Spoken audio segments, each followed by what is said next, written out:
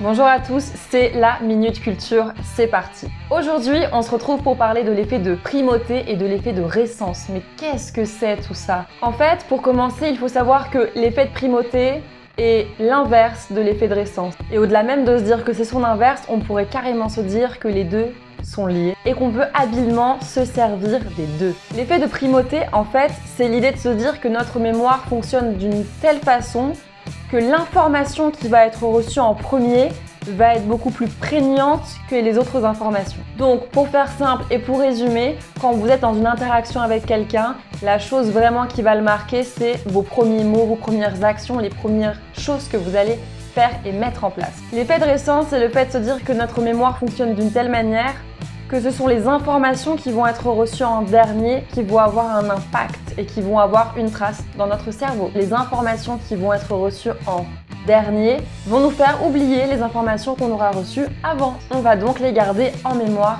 plus facilement. De la même manière, si vous êtes en conversation avec quelqu'un, il va beaucoup plus facilement se souvenir des dernières informations que vous lui avez partagées, de vos dernières actions et comportements. Tout à l'heure, je vous disais que ces deux effets étaient complémentaires. À mon sens, ils le sont carrément. Si demain vous avez un discours à construire à quelqu'un, à l'image de ce qu'on dit d'ailleurs quand on est au lycée ou à la fac, l'introduction et la conclusion sont vraiment les deux choses à travailler en priorité. Donc dans votre discours, pensez bien à ce que vous allez dire en introduction et pensez bien à comment est-ce que vous allez terminer et conclure votre conversation. Likez, commentez, abonnez-vous à cette chaîne YouTube et on se retrouve bientôt pour une nouvelle Minute Culture. Ciao!